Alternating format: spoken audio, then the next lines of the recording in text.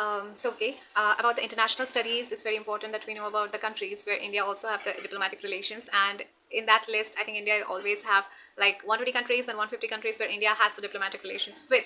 But in that list, my most favorite country is, there are many, but among them, Israel is one of them.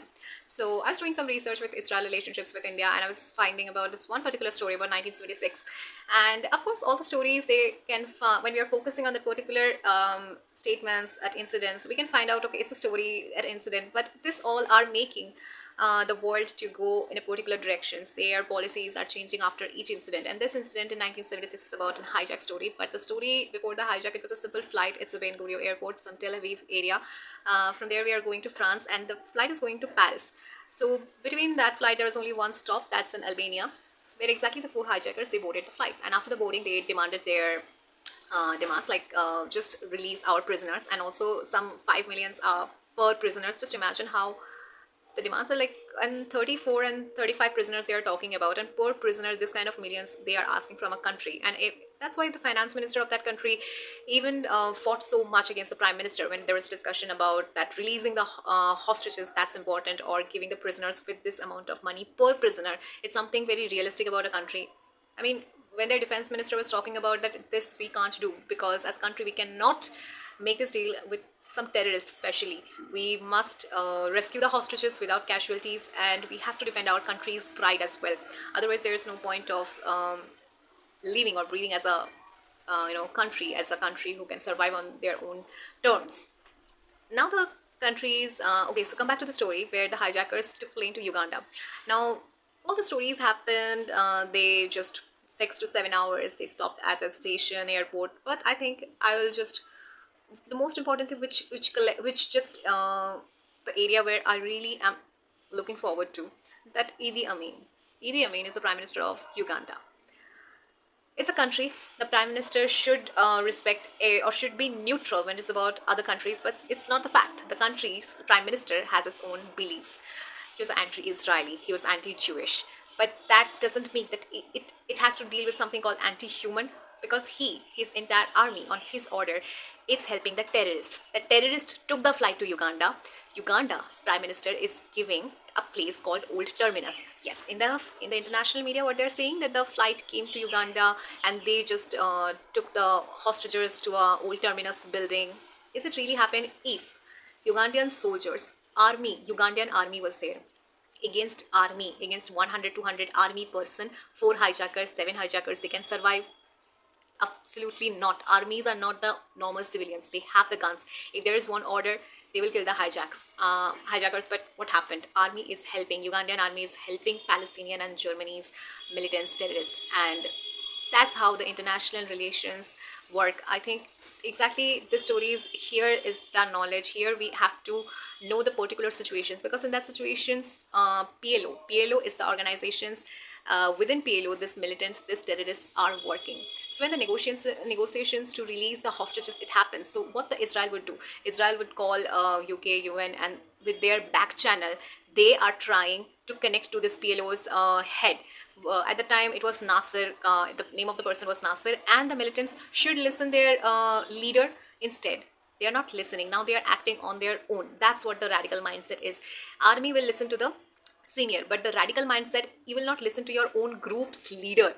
I mean, if your leader is calling you to do something, then at least you will listen, because you can say that there are some negotiations and happened and it will work out, so that you are a part of the group, so at least you should listen to your leader. But that's what the difference between army and the militants group. That's how it works.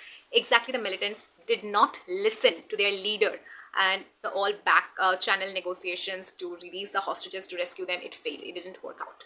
Now it's between the not only between the terrorists, because any country's army can go and kill the terrorists and can release them, but it is, I think, for me, after listening to the story, it's not between the hijackers versus the Israeli army. It is between the Israeli army against Ugandan army.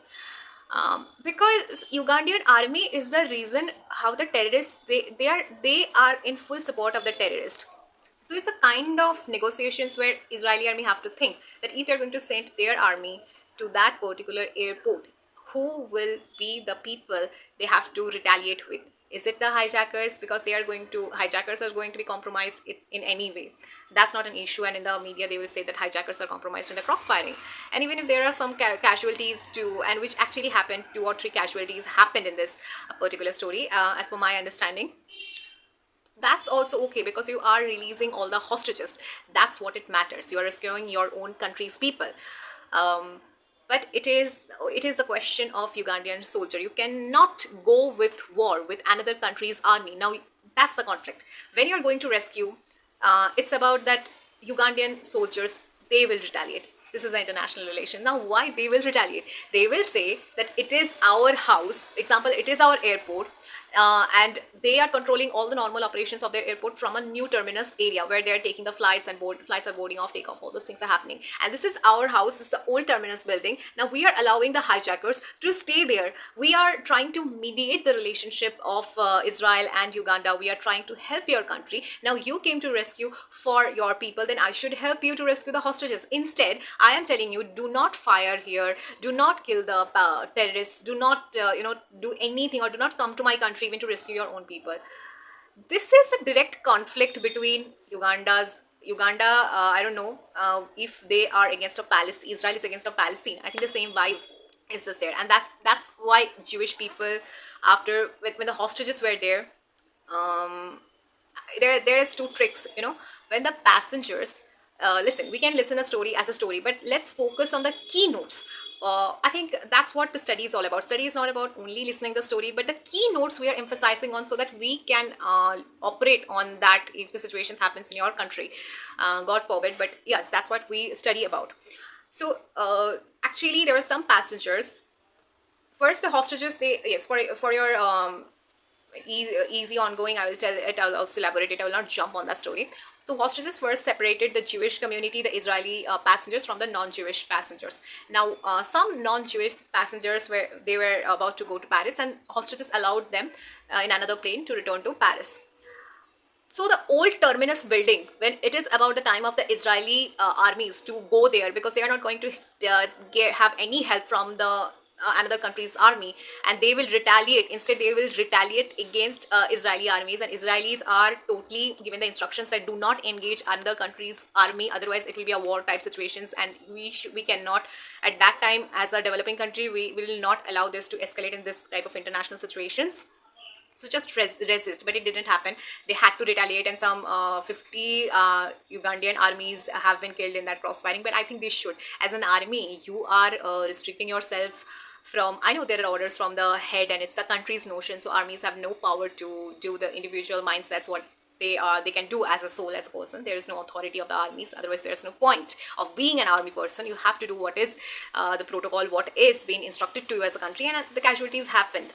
But so come back to this, that old terminus building, that was, I mean, just imagine you are hating Israeli concept, and the entire building you are constructing, you're constructing it from a business company that's belong to an Israeli person. Means there is some Israeli company, their team members. Now, of course, they are very good at infrastructure. You someday you have ordered them, sign some deal with them, that old terminus buildings, it is for Uganda, then they will make it. And exactly that company got recognized at that particular discussion, because it was at Operation Thunderbolt, as we say. At the time was very short, and at particular time, it was a very good tip that we got to know that, okay, in that particular building where the hostages has been kept, that was even constructed by an Israeli company. So that company's owners, all of them, they have been called out, and the layouts of that buildings, how the entry exit situations can be calculated, that's been in the table of the Israelis emergency meetings. Also, the hostages, who have been released to Paris, they also have exactly confirmed that, okay, entry exit gates are exactly right there, armies are protecting them. So all the stories have been exposed to the Israelis armies. So it's better to calculate before engaging them on the field. So see, that's how the situations been there. Of course, there's some, I think most of the hostages is being rescued, but what we learn about this, that nobody is going to help you. I mean, there are many hijacks in the Israel after the independence, many hijacks from the Palestine, and I cannot, and that's the main thing in India as well. When the hijackers have hijacked, the Kandahar hijack happened. So that time India have decided, I think as a readers, we read so many stories about it, that how many hijacks we will tolerate as a country.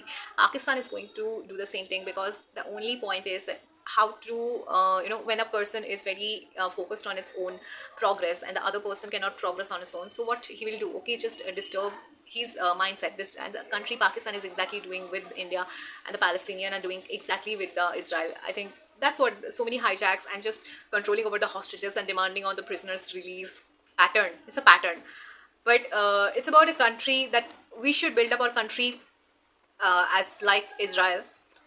Uganda, what their prime minister is doing, I mean, openly prime minister is supporting, even if there is some negotiations like that. This is a mindset of a group of people and your prime minister, especially that you are going to help the terrorists to have the hostages in your land. And instead you are representing that in front of the media, that you are a mediator. If you are a mediator, that's what the students realize. Will you not be able to help, or will you not allow the other army, Israeli army, to come to your land and to have this hostages be released? So this is international media, and this is the true politics is. The true politics is you are against the Jewish faith, you are against the Israelis progress, and now you are exactly, and how the international media is not covering the fact that a person cannot give a blue, cannot survive with this blatant lie, that how a country with the so-called army is not even be enough to just kill 4 and 5 terrorists. That's why Idi, I mean, it's a blatant truth which international media should focus on it. And if the situations like this arise in further, we should recognize the truth. I think there the sanctions in the international media is going to be there. So this is all about the story.